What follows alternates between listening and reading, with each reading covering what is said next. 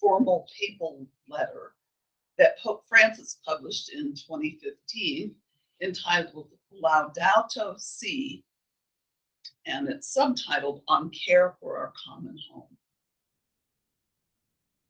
In it, Francis calls for the end of our throwaway culture, saying we could not adequately combat environmental degradation unless we attend to causes related to human and social degradation. Africa, in particular, is home to many poor areas that our overconsumption weighs heavily upon. It's a water-poor continent, and it's the recipient of much of the global north's toxic waste, which seeps into its rivers, lakes, and seas. Laudato Si tells the developed nations of the world that they have a grave social debt toward the poor, who are denied the basic and universal human need essential to their survival for clean drinking water. As an example, he points to the unsafe water that results in many deaths each day due to dysentery and cholera. So you may be wondering why I'm talking about Immanuel Kant's categorical imperative and Pope Francis's views on social inequality and materialism, and something or someone called Kayayei. It's the day after New Year's, and a few of you, I suspect, are going through this new American ritual for New Year's of trying to declutter and organize your house. Yes. That's my mission. You've been sorting through your closet, and maybe you've chosen a few items and set them aside to take, to the Goodwill. And you feel good about that because you're keeping something out of the dump, out of the landfill. And so this is exactly the right time for this talk. To understand where our cast-offs wind up, first we need to understand that most items sent to the Goodwill or other thrift stores don't sell. They wind up going to textile recyclers where they are sorted. Wearable items, more than 700,000 tons a year, are put into these huge bales. They weigh between 100 and 200 pounds, wire bales, and they are exported to the global south. And that 700,000 tons is just for the US. And Europe also has a lot of excess clothing that they export as well. And Africa has historically been its primary destination. But you might have seen recent articles that there are these huge mountains of used clothing that are piling up in Chile's Atacama Desert. So South America is also a destination for these clothes.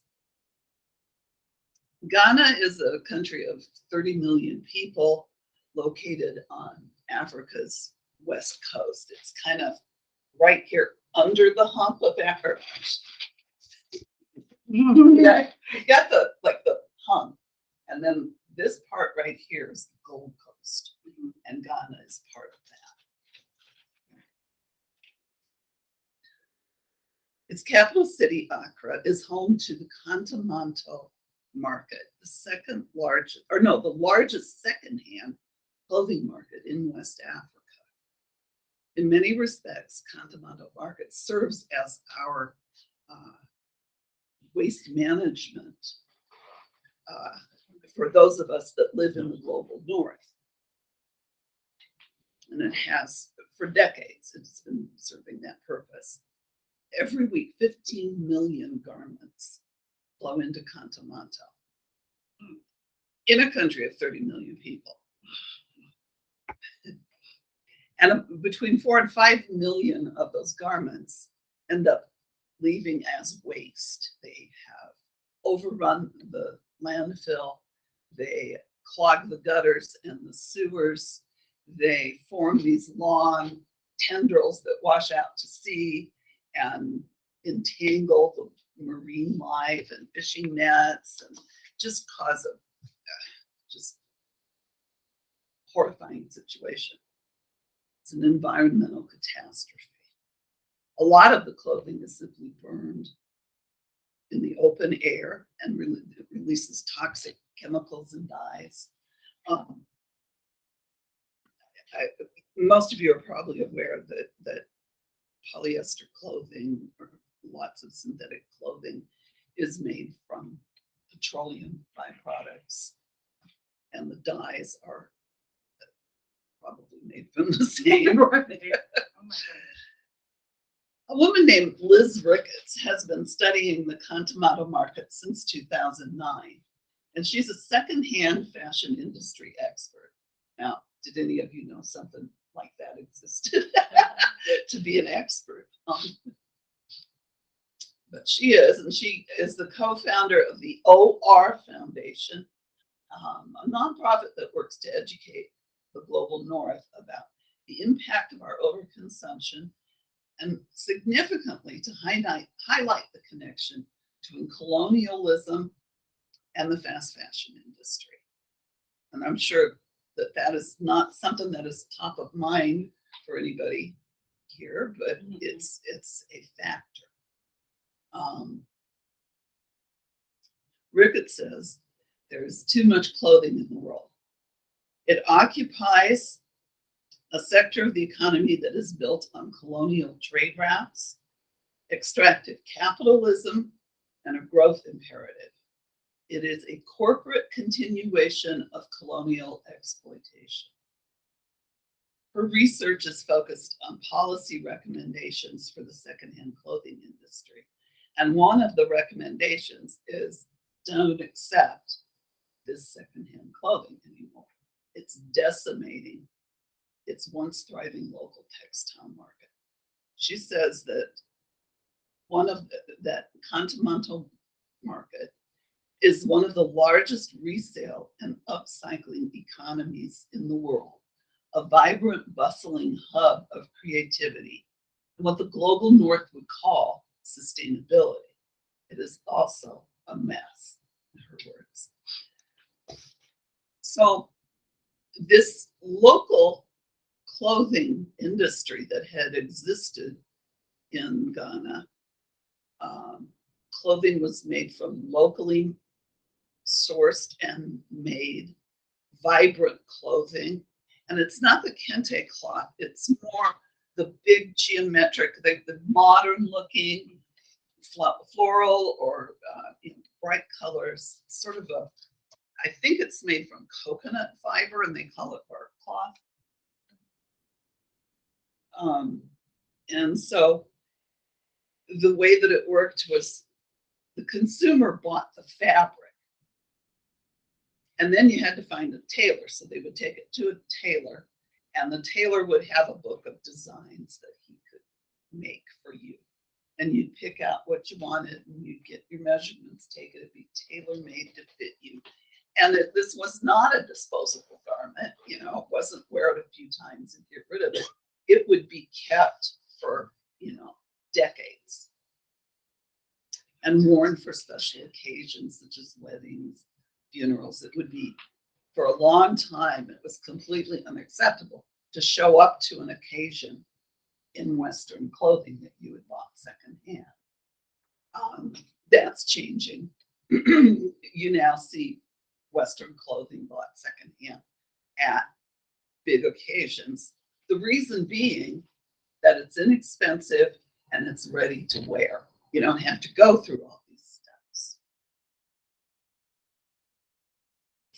The Ghanaian designers have begun to kind of look at this flood of clothing that's coming in and begin to see it, re-envision it as raw material and work with that, clean it, dye it, and work it into a design of their own making. But even doing that, they can only cope with a tiny, tiny fraction of this, flood of clothing that's coming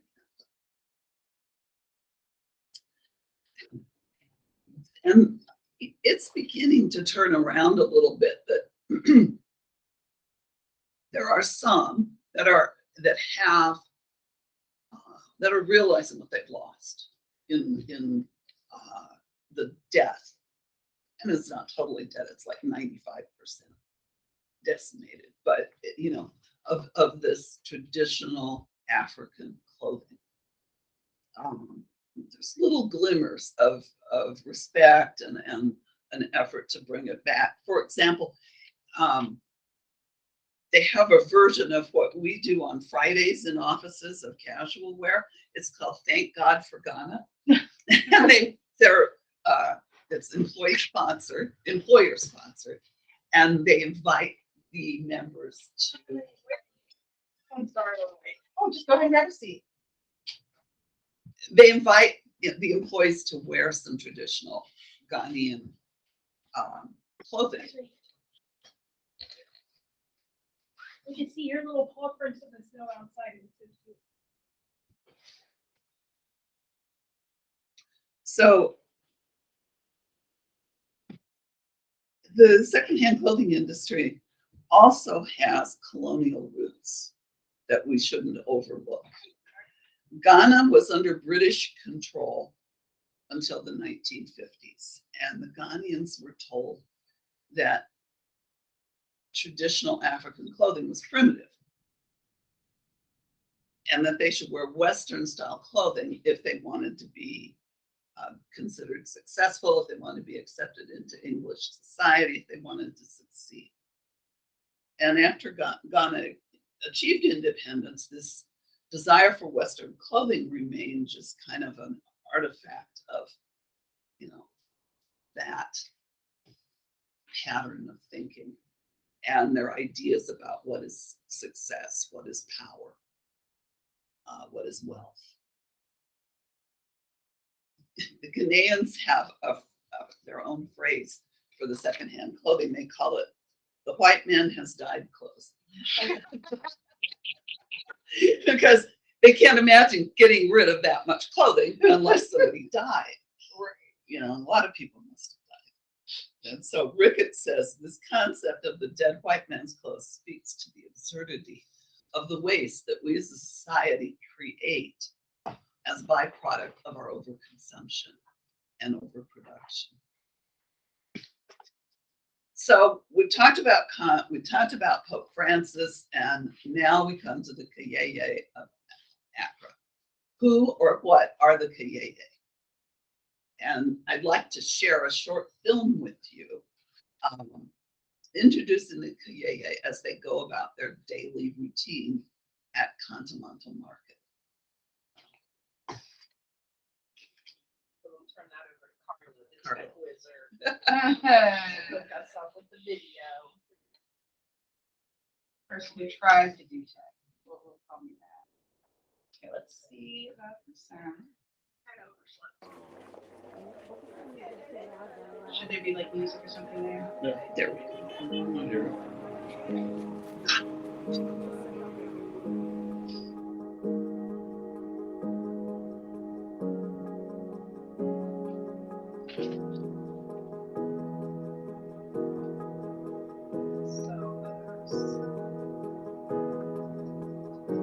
Headquarters.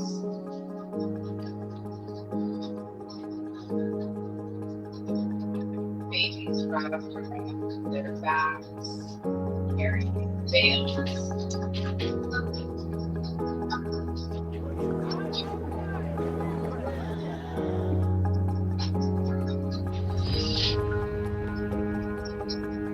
Talk about what they were talking about.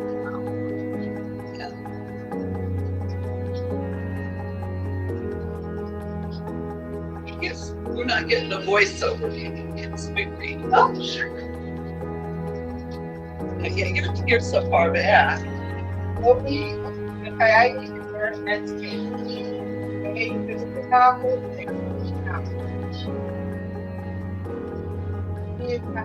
retailers consider the Kayayei slaves of the fashion system. The U.S. is the largest exporter of secondhand clothing. It exports over 1 million. Oh, 700,000 bales, but those are 100 to 200 pounds each. So it also said it breaks their necks sometimes. Right. So they'll They're load in so a lot of pain because of all of the stuff they're carrying, but then they're also not empowered. So they're in emotional pain as well. So it's physical and emotional. And sometimes they're taking it to a second story or third story merchant. they did see the subtitles at home. And the market is huge. It covers, I mean, it's more than 2 miles, I think, in length. So the Kayayei, as we saw, are the headquarters. And when I hear the word headquarters, I think of art, beautiful, graceful African women with a basket on their head, but it's not nearly that glamorous.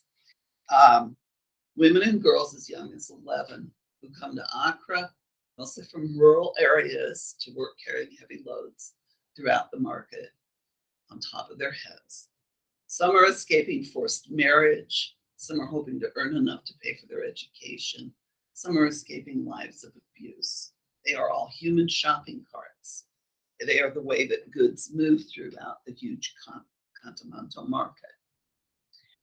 From suppliers to craftspeople to artisans, at each phase of this process of giving unwanted clothes new life. These are the poorest of the poor, working for what Pope Francis has called slave wages. They are enslaved in conditions that exist because we collectively have failed to ask that Kantian question. What would happen if everyone participated in the throwaway culture that Francis has condemned? And for you two that got here a little bit after I started, I'm talking about Pope Francis because he issued an encyclical on the environment and called out Western consumer culture, materialism, or overproduction. And it's really an unusual move for a pope to make such a, to be so sharply critical of Western civilization. But of course, Francis is from South America. He stands with the poor. And I think that's why we have this. It's a beautifully written document. If you get a chance, it's not that long. It's a wonderful read. And what's it called again? Well, it's Laudato Si, Laudato. Subtitle on care for a common home. I have some issues with Pope Francis, but I'm glad that he did this. He's a mixed bag. Yeah. So Francis says we need to be particularly concerned about the enormous inequalities between the haves and have-nots. We fail to see that some are mired in desperate and degrading poverty with no way out, while others have not the faintest idea of what to do with their possessions, vainly showing off their supposed superiority. Referencing the categorical imperative, he continues, the present model of distribution could never be universalized, since the planet could not even contain the waste products of such consumption.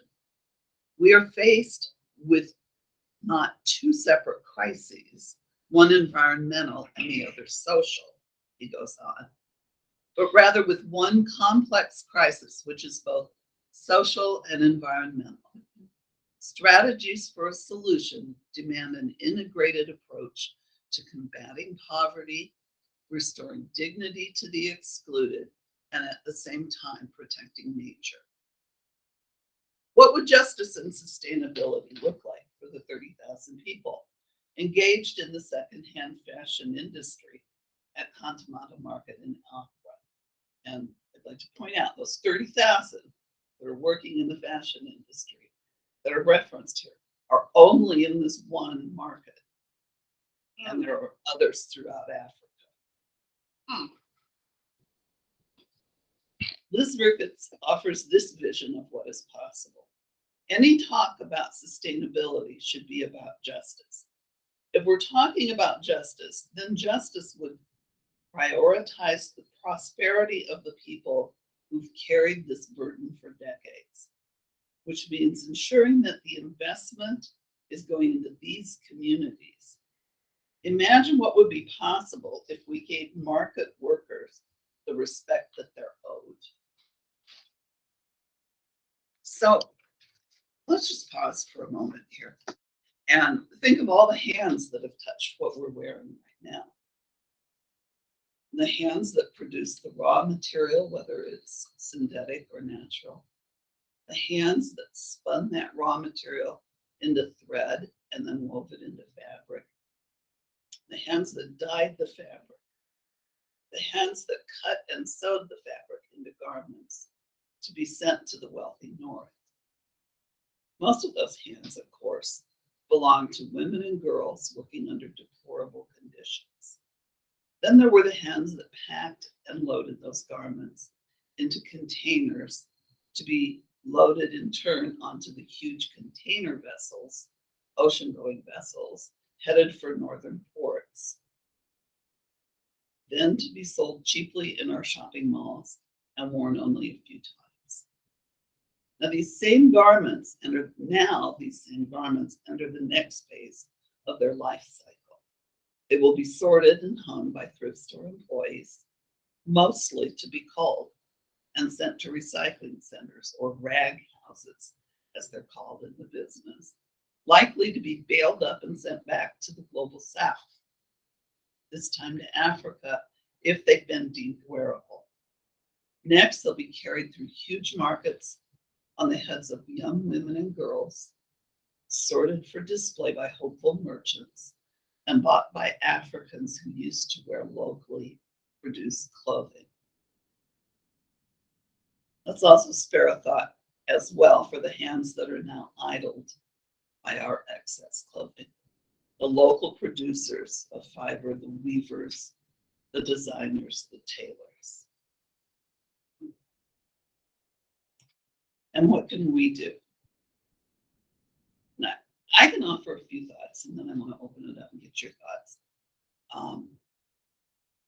First, we should stop buying fast fashion, shoddily made items that degrade the environment of the country in which it's produced. We should stick to natural fibers like linen, hemp, cotton, silk. Buy the bulk of our family's wardrobes in thrift stores.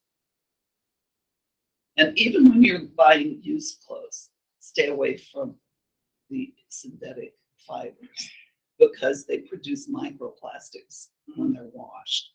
That goes into our waterways. And then there's the dyes, and we're getting that too because they continue to leach dyes throughout their lifetime. I read a report of one area in India where the river, there was a dyeing operation that's set up on the river, and the toxic waste poured into the river, and birth defects went up by 500% in that area. And they were poor to begin with. If you can't find what you need, buy secondhand. Buy from fair trade. I mean, if you can't, let me back up. If you can't find what you need secondhand, buy from a fair trade vendor. Just have fewer items and use hats and scarves and jewelry to create interest in your wardrobe.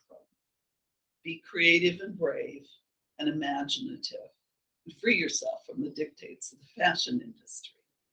And be always mindful of the many hands that have touched your wardrobe. Now I'd like to open it up for conversation. I agree with all of those things. I mean, that was going to be my big one, was like thrift store shopping, Goodwill shopping, But I think you're right in that, like, society and the fashion industry have kind of put this like mental stigma out there about having to shop at Goodwill or, having the latest fashions. So it does, I'm sure for a lot of people, create a challenge. But yeah, I think those are great ideas, and the fiber, for sure, plastics, synthetic fibers. And I think for a lot of people, they can't spend a lot of money on clothes, so they can't maybe purchase from that fair trade vendor or somebody who is using, you know, the best materials and the most conscious materials. But that's when thrift stores and Goodwills can kind of take that place. And I totally agree that it's more about the quality, not the quantity. But capitalism has like changed that mostly to everybody, that it's all about quantity, right? I think I mentioned this the other day, but this really hits home for me because I work at the Goodwill in Wapak, and I'm actually the person that goes around every week and pulls down half of the clothes and just like tosses them in a bin, you know. And I also hang the clothes, so sometimes I see something that comes in, gets hung up, you know, sits around for a couple of weeks, and then gets thrown out. And we don't sell enough clothes. Like our stuff just sits, and it just gets. There's so much of it. It's just such a disaster, you know. I'd love to see the price come down to just 99 cents. Yeah. That would help move it. Right. And it would appeal to the people who would see it as fabric rather than a piece of clothing. You know what I mean? Something to be taken and reworked. Right. Something I'd love to start doing is upcycling things from thrift stores. We have, I'm sorry. Oh, no, go ahead. There's a comment from Kathleen. She said, thanks, Marty. Very interesting. Recommends Secondhand Travels in the New Global Garage Sale. So that's a book. Recommends Secondhand Travels in the New Global Garage Sale, which was an eye-opener about fashion and many other goods.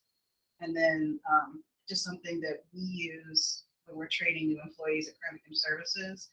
There's a website called www.slaveryfootprint.org. And anybody can go on there and take a survey to basically kind of figure out like what Marty was talking about, how many slaves actually work for you. So they'll ask you questions about your consumption, about where you purchase clothes, what kinds of clothes, cell phone, electronics usage, and they pretty much come up with a pretty accurate estimate of how many slaves worked for you in the last year or so globally to produce what you have. So in a past life of mine, I owned a vintage clothing store. I mean, this topic is so near and dear to my heart. Like you know, you've worked in this industry. And I used to, as a merchant, go to these great big huge facilities that have the clothing. Now, as a young woman, you know, I was raising 3 kids on my own, and I've always loved clothes, but I couldn't really afford anything. And I can remember this beautiful sweater. It wasn't a Christmas sweater, but it was extravagantly embellished and beaded from the 80s. And I just loved it. And I remember going to the store several times one week just to look at it. I couldn't afford it, but I was hoping they were going to knock it down by about 70% or something. Well, anyhow, it was a life-changing experience when I went to this warehouse and saw that similar sweaters stacked probably 10 feet high, just in this enormous stack. And I realized just, you know, that people owned these and just discarded them in that quantity. It just changed my way of thinking about clothing and why would I ever want to buy, you know, luxury clothing. Yeah. Also, seeing it in that quantity really tells you how artificially inflated it is. Right. Something else that I was thinking about as you were talking about this, do not ever buy mass-produced crochet. Crochet is impossible to mechanize. If you're buying mass-produced crochet, that means that someone made that with their own hands and was probably very, very underpaid or not paid at all. it's such a challenge, right? That the economy that we have, it's the economy we have, right? We're in that flow no matter what, right? We have to buy things, right? We're consumers.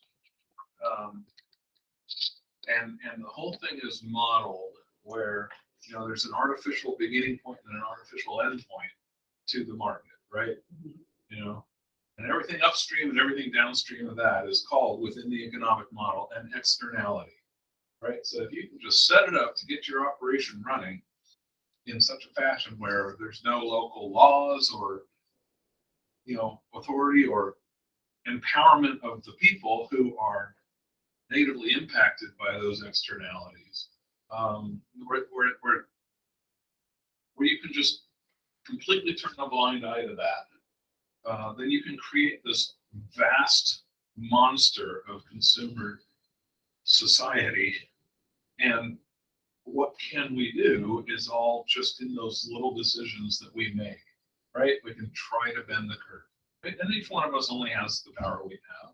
But that's why it's so essential to be mindful in our choices, right? Because that's the power you have, right? And to a certain extent, I think it's probably true that we are just, you know, trying to outlast late stage capitalism, right? Yeah, Pretty much. that's how I feel. But our choices can help accelerate that or keep it going longer, right? So I think There's that's where our the power ripple is. effect, you know, like when you do it and people see you do it, or it elicits conversation, like it can spread. Right. That's right. You know, and you know, And, go ahead. oh, well, the thing I said about being kind of fearless about the clothing, you know, just have your own style and create your own. You can create a style out of these clothes. And something that somebody pointed out is you go to the store and they've got this one shirt that they're trying to push for the season. It's, you know, they might have different colors, but it's one style. You go to the thrift store and you've got many different styles right there, all on one rack. If you can kind of create or be a little creative about how you're gonna put an outfit together. I love your peasant skirt with the deadhead t-shirt. That is really great. And that I was gonna say something about your leggings. the whole thing is really. Thank you. Everybody shop at Butterfly Love. Yeah, this But is a white skirt and I dyed where Alan dyed it. Man, that's really cool. I'm gonna learn how to do that. I have a hobby. Well, thrift stores are kind of my hobby, but I'm a knitter. And if I am able to find, and they're hard to find, but the right gauge of a real wool sweater. And I try to pick something that isn't going to get worn or sold because it's maybe not in style, or even it could even be damaged. Because what I do is undo it and treat it as yarn and knit it into like the ponchos, the best tie that I gave my grandkids, or I'm making them blankets this year for Christmas. I started working next year. Well, no, it's this year. I've already started working on those. And it's just, you know, but then you can certainly clutter yourself up just as much with thrift store as you can with new bought. So, you know,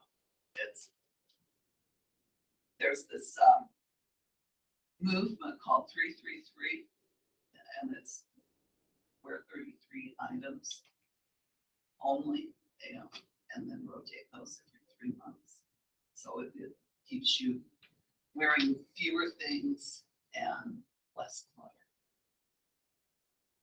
You know what sucks is that, and yeah, I know I could go to another Goodwill or another thrift store or whatever, but we're actually not allowed to buy things from the store we work at. That does. I know, and I see stuff all the time. I really wanted that Fire Nation jacket. Yeah, I would have like rescued. Do you work there and too? thrown out. No. You could go buy the stuff. You could set it aside and you could go buy it, maybe. Yeah. Or at You least just tell her that it's there. Tell her where it is. Neither of us use shoes. Oh, I'm sorry, excuse me. Your day? Yes, they, he, or they. I'm good with That's you. an idea. She has a list of stuff she can put inside in a bag. Well, let's just come by to get this on. I'm sure they're not gonna say anything because it's money for them. Or you could just tell me. I'll do it. I like And I'll tell you that if anybody sees Goodwill sweaters, I'm really interested. I used to live, we lived in Seattle, and that's where Eddie Bauer is located, and the thrift stores were utterly packed. Wow. Eddie Bauer sweaters and men's shirts, and you get them for almost nothing. And I do miss the Eddie Bauer. Sweaters, They to do. take those apart at that time too. Yeah, upcycling is a big thing though, and that's a great way to utilize like thrift store clothes, like whether you're taking it apart and remaking something or cutting it or, you know, like re-sewing it into something. That is pretty big. It was at least. I mean, the more we can put, I mean, I don't do any of this, so I'm one to talk, but the more, you know, that kind of activity is going on, the more we're kind of plugging the hole that sucks in all these cheap goods. Right. I mean, you know, lower the demand. That's it. I absolutely loved it when Bernie Sanders was wearing those mittens that were made from a sweater. I make those too. Nice. But I long for a first lady or first gentleman who wears vintage clothing. Wouldn't that just be so cool to have someone or that doesn't have a sparkling brand new outfit for every occasion, but wears the same thing in Over again. I'm Go sorry. ahead.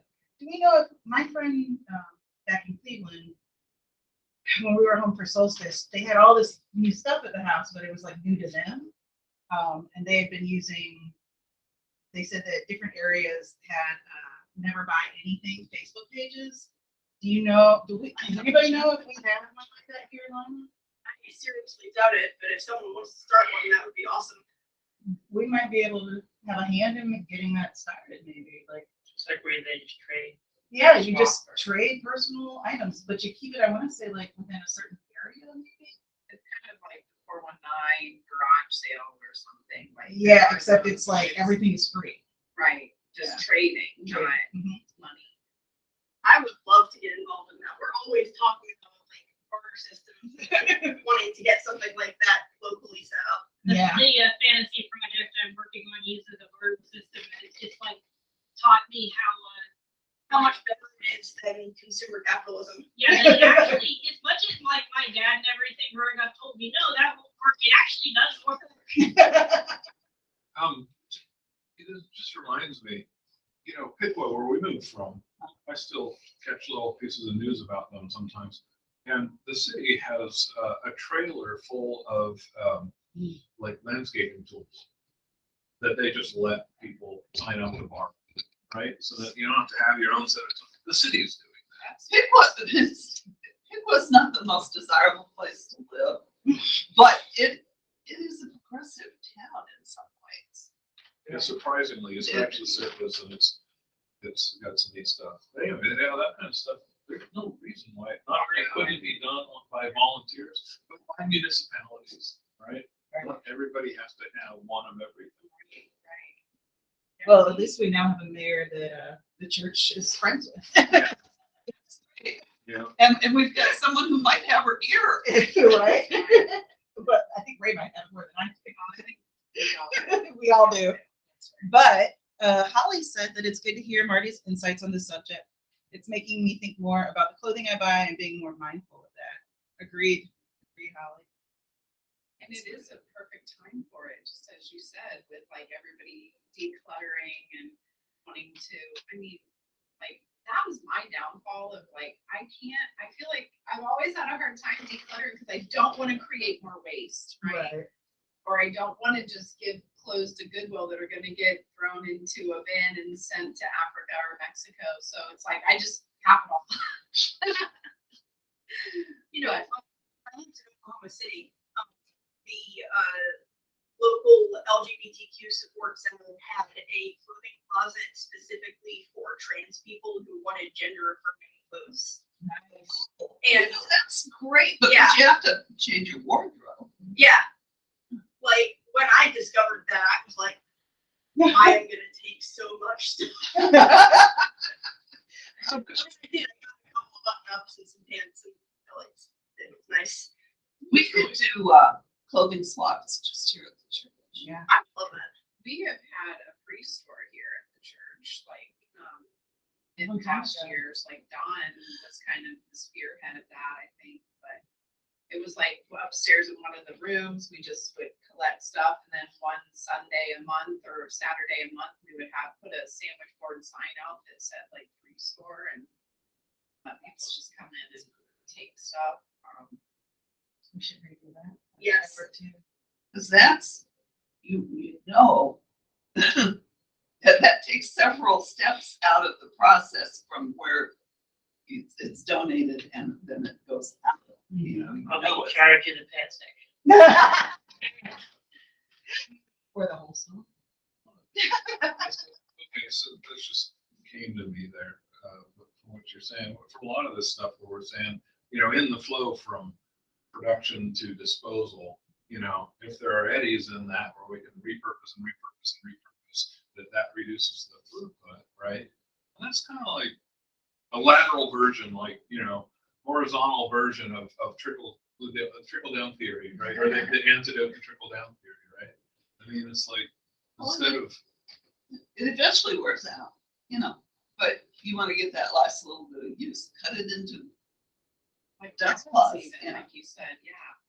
Like socks, I use socks as dust thing. You can put it on your hand, you know, and so yeah, there's a lot of ways to reuse things. We can even do workshops on how to reuse things, or I mean, there's a lot of YouTube videos about how to alter clothes and things like that too. And you can make like denim quilts with old jeans. I saw a thing one time, it was so cool. There was a festival going on, like maybe Earth Day. Anyhow, there was a seamstress there, and or a group of seamstresses that were reworking clothes. People brought in, you know, cast-offs, and they made them into something else. And the stuff was fabulous. It was really neat stuff, and they were very talented. There's a Making me woman really on wanna Etsy. learn how to use my sewing machine better. Yeah, I've got one. I tell you, the mittens were enough of a challenge for me. I worked at them, but I did eventually get to where make those Bernie Sanders mittens. And we have the epitome of the seamstress here with Judy. You Oh, know? yeah. really, Like she could do anything. But what I'm just thinking of right now too is like if we even just like you were talking about rags, what if we made like tote bags, like for shopping, you know? Mhm. Like I mean, there's just so many Yeah, options and ideas, you know. that's a good idea. Because that would actually be more, because from what I understand, the production of those reusable bags isn't necessarily super environmentally friendly either. So what if we were making our own? Yeah. Ooh, good idea. Those could even be made. I saw this in a little store. You can even be made out of like the big dog food bags or big oatmeal bags, you know, those kinds of things. My brain's exploding. ideally, you wouldn't want to be producing those items in the first place, but as long as they exist, let's you know, keep on, you know, using them in as many ways as possible. Right. And that just makes me think though about there is this whole movement to making corporations accountable for the end of their product's life. Yeah. I mean, I don't know if that would be in clothes at all, or if, but it's Sure. more in like, you know, laundry bottles or equipment and things like that. When you go into some of these fast fashion places now, they're trying to, but it's kind of greenwashing. They'll have a box there that you can donate clothes to, but they basically go back into the same cycle that we're talking about. Makes the customer feel a little bit better, and the customer then doesn't have to take it to the Goodwill themselves. Right. But it's the same kind of thing. You know,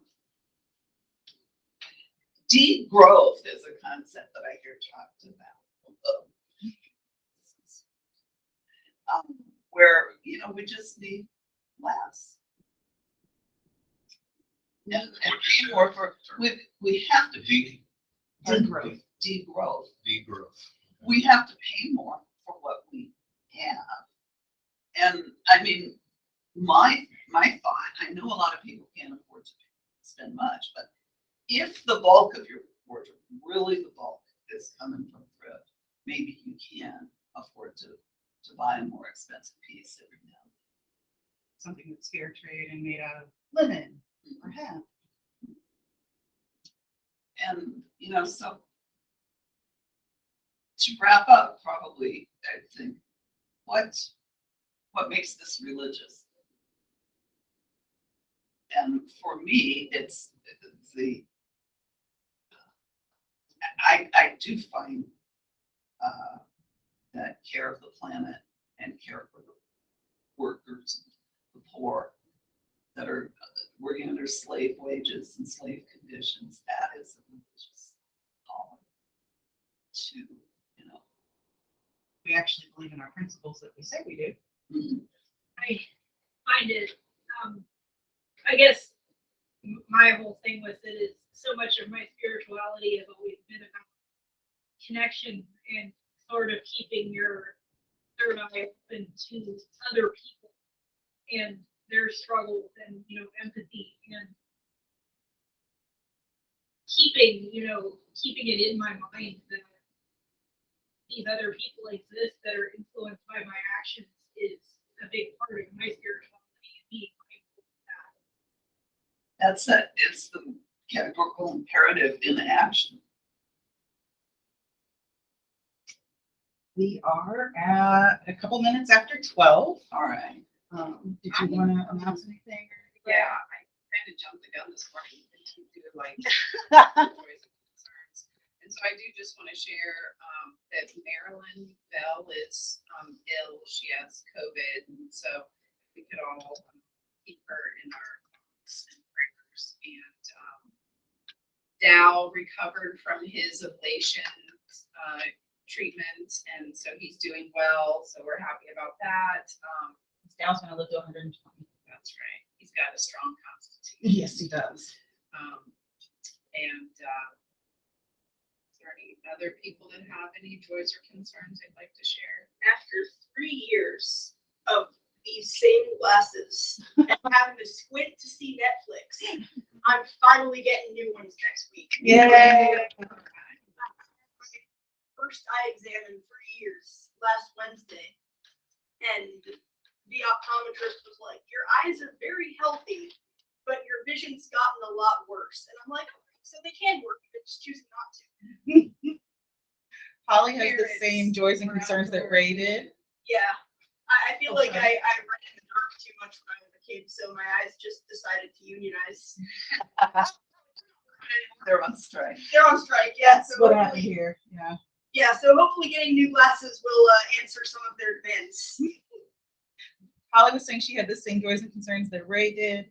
And Jacob says, joy for the time our family got to spend together over break, and joy for Marin's sound making machine. Sound making machine. That's what Kathleen and the family call Marin's new stereo setup. You know, that Marin is trying to She's just make herself happy. albums on it. Yes, all kinds of albums and music and things. So Jacob enjoys it. Not to end on a bad note, but I see your concern Betty White passed. You talked about her last Sunday. Yes, you did. It almost feels unbelievable. 16 days she would have been. She was 17. That is a life well lived. Yes, it was. Exactly, yeah. Yes, it was. Jill made herself believe she was a And Yeah. really fierce. First thing I You saw, know what? it's like, can't be At least Keanu Reeves. seen it everywhere. When he does, he'll just I enter just the like- matrix. Yeah. The last Like, is crap, it's gotta be true. Yeah. Bring it on. Did anybody see the new Matrix movie? Oh, and Jacob wanted me to remind you that we did actually figure out last night that Betty White was indeed older than sliced bread. Nice. and better. There we go. Better. And Alan has a joy in the companionship that he experienced over the holidays. And I'm sorry. I was asking if anybody saw the new Matrix movie because I personally loved it. I thought it was awesome too. I haven't seen it yet. It's on the list. Yeah. We had a wonderful time at my son's over the holidays. A lot of joy with so he's the one, he had 3 kids of his own that he has custody of. He married a woman with 6 kids. 9 kids. I tell you, she's a miracle worker. I heard you saying that last week that they were all really well behaved. Oh, everything's just nice. just like clockwork. Food. And mothers that repressed better not make mom mad way. Right. Just That's beautiful. Alan also has a concern for their daughter and her fiance's trip back to Cali as their flights are being canceled. And just an announcement that we are tied into the local news station. So if there's any cancellations due to weather coming up, just go ahead and check your news now and it'll be listed there. Hopefully at least an hour before service should begin, so you guys can all plan if we need to cancel or not. And do check, because we'll see if we can still do something virtually. If people who were to speak can handle that, then we'll still stay online, but we may cancel here and there due to weather. You know, and it's a good idea if you're canceling, even though you're putting the word out, to put it on whatever media because it Yes. says the word you, and some people who might not have heard of us will hear of us. Yes, exactly.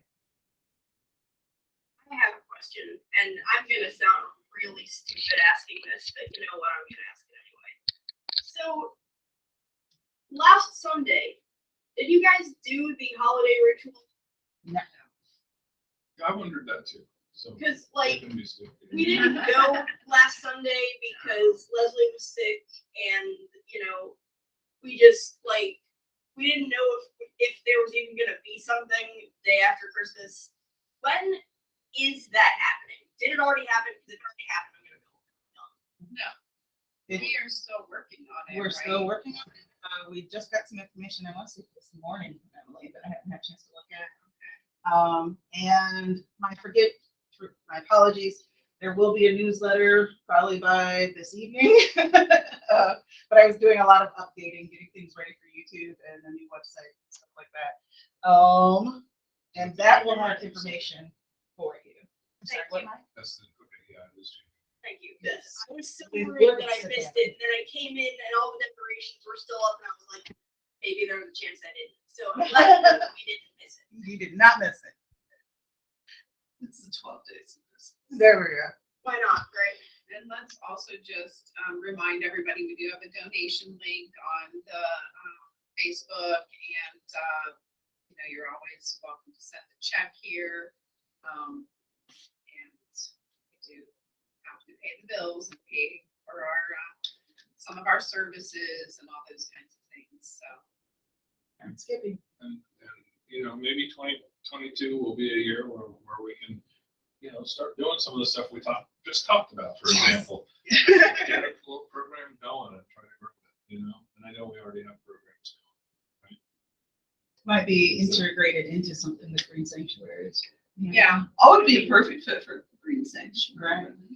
yeah, we will be getting together soon to start talking about our plant sale. So we'll be starting some seeds here in the house, maybe early February or so, and then eventually moving them over to Mark's greenhouse, and that usually takes place like in the first 2 weekends of May, first weekend or 2 of May. And maybe we could have some bags of recycled material to give away, like you can put the plants in and give. Uh-oh. Brainstorms. Okay, covenant. What else are you gonna do, Marty? Flaming chalice emblems on the back. Yes. I'm excited about all this now. Yeah, we're we're good. Yeah, I think that is, we're kind of too spread far apart. Yeah. It's all right. We got spirit. Love is the spirit of this church. And service is its law. Seek the truth in love and to help one another. This is our covenant.